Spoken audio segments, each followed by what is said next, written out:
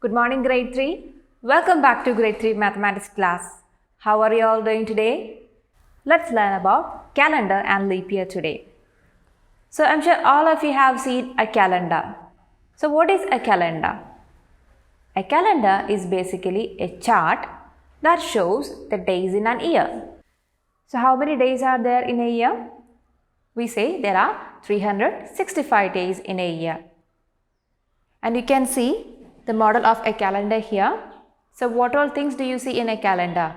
You see the year, you see the name of the month, and you'll see the days of the week and the dates of each day.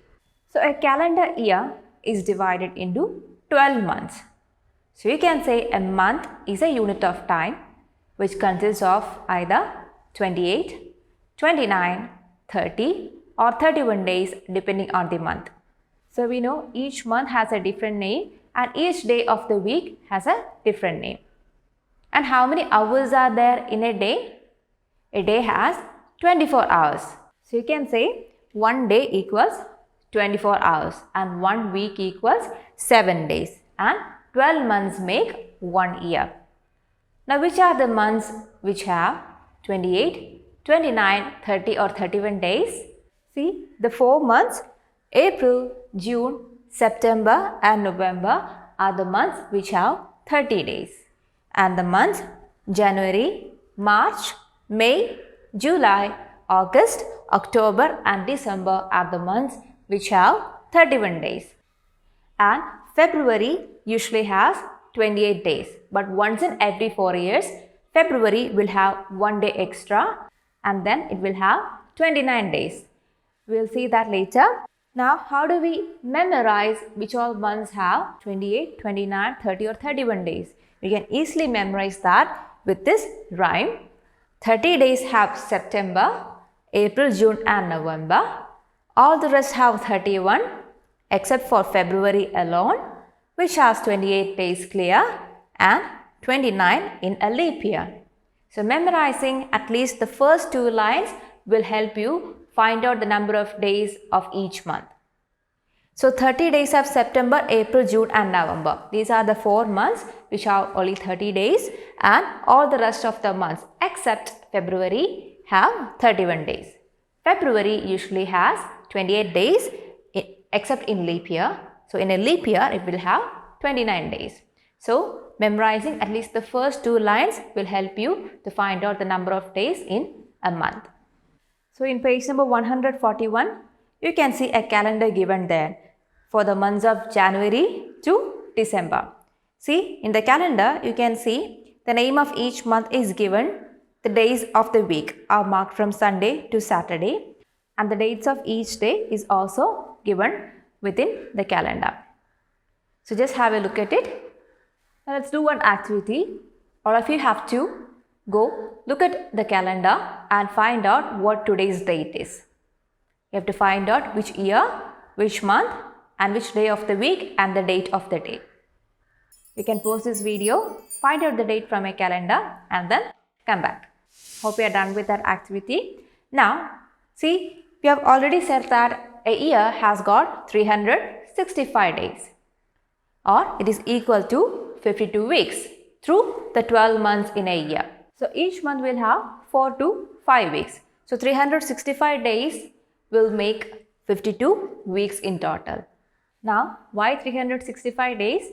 These are the number of days that the earth will take to complete one revolution around the sun. So the earth will take 365 days to complete one revolution around the sun. But this is an approximate value.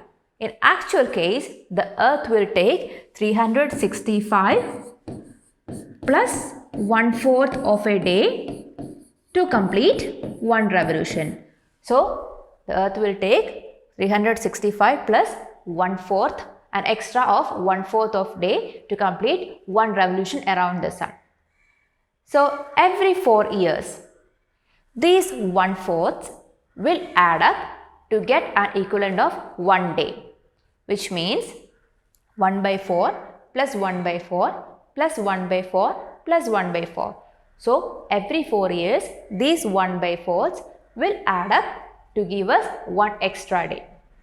So every fourth year we'll have one extra day, or that is a total of 366 days, and that is called a leap year. And where do we place this one extra day? This one extra day is added to the month of February, and in a leap year, February will have 29 days.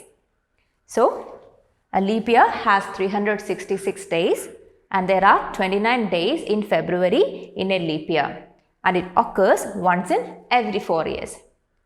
So, the year 2020 was a leap year. Now, how do you find out which is the next leap year? Just add 4 to 2020, and the next leap year is in 2024. Now, how do you find out if a given year is a leap year? Just check if the year is divisible by 4. If it is divisible by 4, it will be a leap year. Now, we will do an activity. This is in page number 141. You can see this picture, and this is the picture from a field trip that Mr. Menon's class went. So, let me read out the question to you, which is given in the next page. Mr. Menon's class is going on a field trip. He makes a schedule for the class, and activity begins as soon as the previous activity ends. So here you can see the schedule that Mr. Menon's class should follow on the field trip. Here the time is given, the starting time for each activity is given, and the respective activity is mentioned in the next column. So below this table, we can see a few questions given. So let's first go through the timing of each of the activities, and let's find out the duration of each activity. So at 9 o'clock, the class will arrive at the nature park, and at 9:15, they will start walk in the woods. And from 9:15 to 10:40, they will be walking in the woods.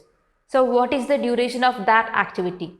So from 9:15 to 10:40. Now how do you find out the duration of time between 9:15 and 10:40? So from 9:15 to 10:15, there will be 1 hour.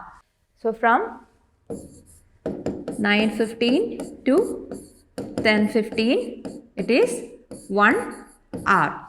And from 10:15 to 10:40, the activity ends at 10:40 only. So from 10:15 to 10:40, how much time is there?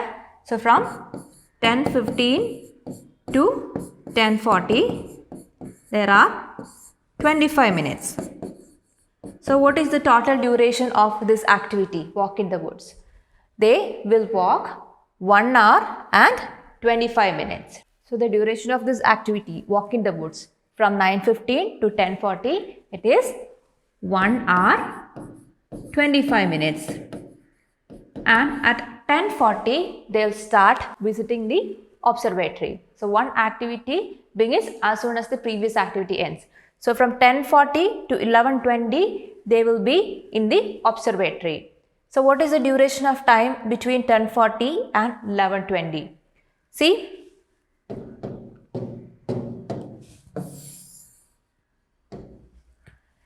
from 10:40 to 11:40, it will be 1 hour. But here it is only 11:20, 20 minutes less than 11:40, which means it is 20 minutes less than 1 hour. So 20 minutes less than 1 hour means how much? We know 1 hour is equal to 60 minutes. And 20 minutes less than 1 hour means it is 60 minutes minus 20 minutes, which is equal to 40 minutes. So how much time they will spend at the observatory? They will spend 40 minutes at the observatory. So from 10:40 to 11:40, the duration is 40 minutes. Now at 11:20, they will start exploring the museum. So from 11:20 to 12:15, they will be at the museum. So how much time will they spend in the museum? See, from 11:20 to 12:20, it will be 1 hour. But this is only 12:15, 5 minutes less than 12:20, which means it is 5 minutes less than 1 hour, or 5 minutes less than 60 minutes. And what is it? It is equal to 55 minutes. So how much time they will spend at the museum? they will be at the museum for a duration of 55 minutes.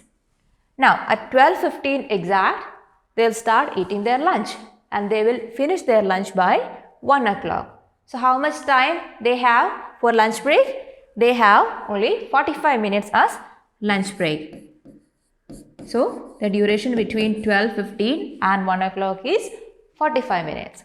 Now at 1 o'clock they will start playing outdoor games, and at 3:10 they will get on the bus to go back. So for how long they will play outdoor games? So from 1 o'clock to 3 o'clock there will be 2 hours. And the time given here is 3:10. So that is 10 minutes after 3 o'clock. So they will play outdoor games for a total of 2 hours 10 minutes. Now let's move on to the questions given below. So the first question, how long did Mr. Menon's class spend for visiting the observatory? So we have found out the duration of each activity. So Mr. Menon's class reached the observatory at 10:40 and they were in the observatory till 11:20. So that is a duration of 40 minutes. So how long did Mr. Menon's class spend for visiting the observatory? That is 40 minutes.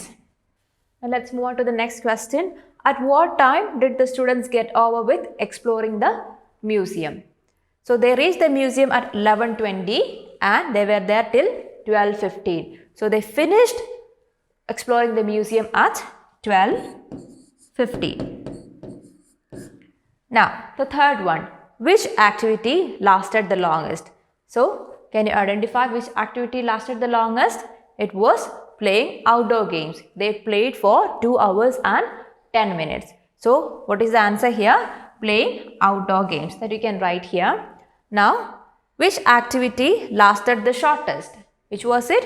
See, they spent only 40 minutes at the observatory. So that is the activity that took the shortest duration. So that you can write here. So they spent the longest duration of time for playing outdoor games and the shortest duration of time for visiting the observatory. So children, I hope you are clear with these questions. Now there is one more part to the question. You can also prepare a schedule for a field trip for your class, and there is a table given there. Just imagine that your class is going on a field trip, and you can plan the activities and at what time that each activity should start and end. Just prepare a note and then you can fill in this table easily as a homework. Now children, you have to go through these topics from page number 141 to 143 of your textbook. Then you have to move on to exercise 10.3, which is in pages 142 to 143. So once you are done with the exercise, you can take a picture and send us to Teams. So children, that's all for today. Hope the concepts we learned today are clear to you. We'll see you in the next class with a new topic. Till then, bye.